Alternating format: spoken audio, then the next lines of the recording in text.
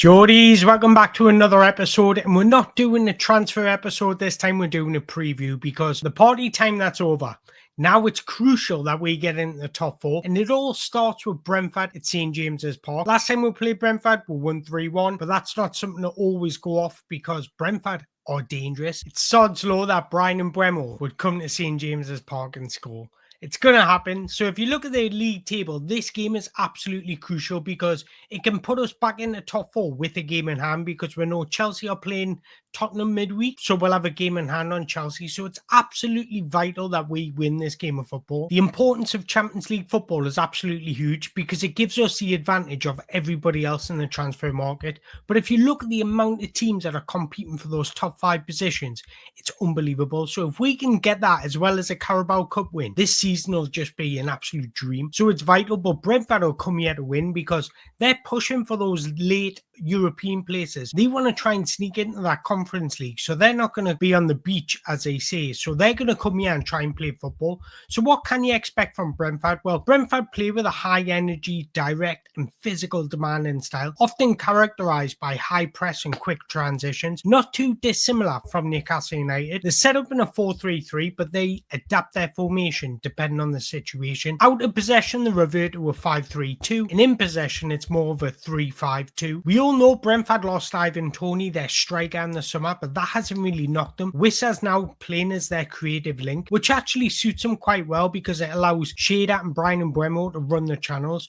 Shader might be better in technical and tight spaces than Brian Mbeumo, but Brian Mbeumo offers directness and speed in quick transition moments, so it offers Brentford a great balance going forward. So what Brentford prefer to do is attract pressure on them in order to create counter-attacking situations. Counter transitions become essential to everything Brentford do, so this just means that they're always looking for the space in behind. Brentford might not be the most technical team in the league, but they certainly make up for it for their physical statements, their power, speed, strength, pace, and ability to attack the channels quickly. When it comes to defensive moments, Brentford's high intensity is key to the way they defend. They go to a man-to-man press as soon as it loses the ball, and if they don't win the ball back early, they then revert to a back 5. So as you can see, there's a lot of similarities between Brentford and Newcastle in terms of going forward. They're both counter-attacking, they both attack pretty much the same throughout 90 minutes, and they both got the similar goal-scoring records. And then finally, they both don't need a lot of possession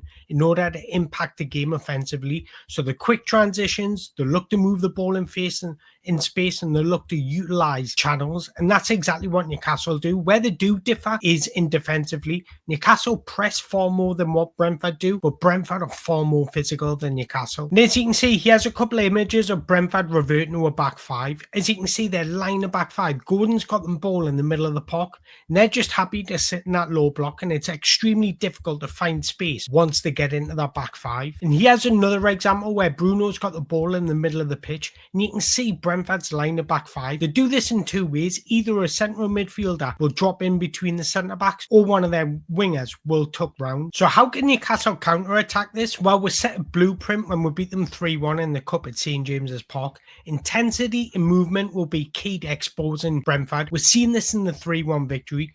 Utilising wing overloads, early crosses, overlapping fullbacks as well as underlapping midfielders to create a 2-on-1 situation.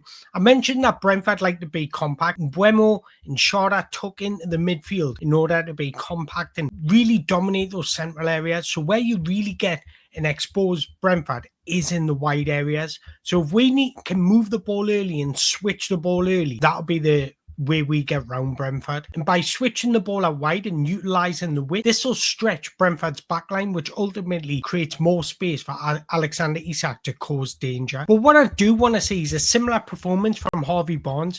I want him to be direct. I want him to take on his man. If he doesn't manage to do it, I want him to keep on going and going and going, just really trying to make an impact in that final third. And by utilising the width, that's where we opened the scoring against Brentford at home, because Gordon had the ball in the middle of the pitch. He then squared it with his teammate, and then who also played it out wide to Tino to then get around the outside, cut the ball back, and Sandro Tonali scored. So the way you get around Brentford is by using the width. Brentford have come up against the most crosses from open play than any other team in the league. So that just goes to show that teams are using a similar tactic in order to beat Brentford, because if you utilize a win, it also takes away their attacking threat, because Mbeumo's going to have to go deeper, Kevin Schade going to have to go deeper, and then they won't have the bodies to counter-attack the way they want to. And then when we're defending, we need to do a similar thing to what we did in the cup final, where Dan Burn would cover for Tino as well as Joe Linton, and they would double up on their danger man, who will be Mbeumo in this case, because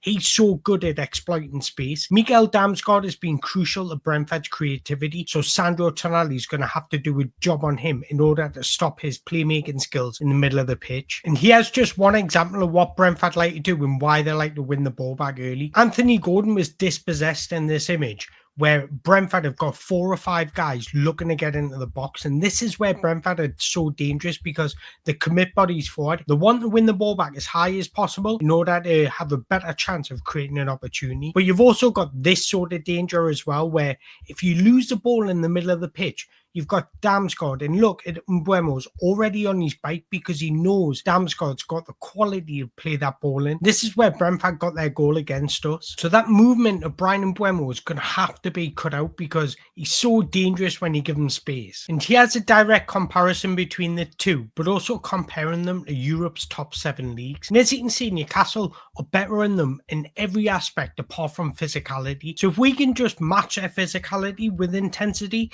I've got no doubt we can win this game. Yes, it'll cause us problems and they're very dangerous on the break, but I think we've got the tools to cope with it now. But when it comes to attacking actions, possession, counters, defending, pressing, we're all far superior than what Brentford are. The only area they can say they're better than us at is physicality. So like I say, if we can just match them like for intensity, we should come out on top of this. So getting to the lineup, and this is how I think we'll shape up, exactly how we did in the cup final, because why would you want to change it when it was absolutely successful and it looked like everybody was in tune, there was loads of chemistry? But Nick Pope in goal, Trippier at right back, and if we can get another Trippier performance like we did in the cup final, man, he's rolling back those years. Fabian Shaw, the big Dan Burn at the back, who didn't even put a foot wrong all game. You've got Tino Livramento at left back, who was up and down, relentless energy, and I think we're going to need that against Brentford. You've got Joe Linton, who was monster off the ball. There was no getting past Joe Linton. We need a similar performance, because if he can double up on Bryan Mbeumo, that just takes him out of the game, just like he did against Mo Salah. We'll have Tonali, who I think needs to stop Miguel Damsgaard getting on the ball and dictating things. And then you've got Bruno, who can be that creator, who will have the license to get forward and be more dangerous and savvy in that final third. And then Jacob Murphy on the right. And I just want Jacob Murphy to do Jacob Murphy things. Don't overcomplicate it. Just stick to your strengths. What are your strengths? Finding Alexander Isak, supplying Alexander Isak. Just keep doing what you're doing because it's working. Don't need to overcomplicate things. Don't need to overdo things and over dribble at the wrong times. Just keep on playing the way you are because it's working. Harvey Barnes, I want a similar performance. Be direct, get on the ball, try and make things happen, take more risks with your passing, and he'll cause havoc in that final third because he's got the pace, he's got that ability, and he strikes fear in the opponent's eyes, but because he's got that ability to come in onto his right foot, and he's got a wonderful ball strike, so he causes danger in every single aspect. Then you've got Alexander Isak, the man of the moment, the best striker in the league, who can just sniff out an opportunity in the most impossible kind of ways. I think that's a terrific starting 11. I often say the two things that kill in football is pace and movement. And we've got that in this starting 11. Got good movement, good rotational for the midfielders. We've got wingers who want to be direct. We've got wing backs who are happy to overlap and underlap. We've got Alexander Isak who's happy to peel out wide. So having this sort of movement causes the opposition shape so many problems. And I can see that winning against Brentford again. I'm going to go another victory, but this time I'm going to go 2-1 just because I think Brentford have probably learned their lesson and they won't be as adventurous on the break. And I can see them coming and sitting in a deep block. And what they're theoretically going to do is allow Newcastle to have possession and say, come and break us down. I think Newcastle are better without the ball. I think we can control games without the ball very, very well, as we're seeing in the cup final. And I think Brentford won't want us to do that. So they're going to say, you have the ball, we're going to sit in a low block, can you break us down? So it's going to be interesting how this game shapes up. But I want to hear from you guys. I think we've got a wonderful opportunity to get into the top 4.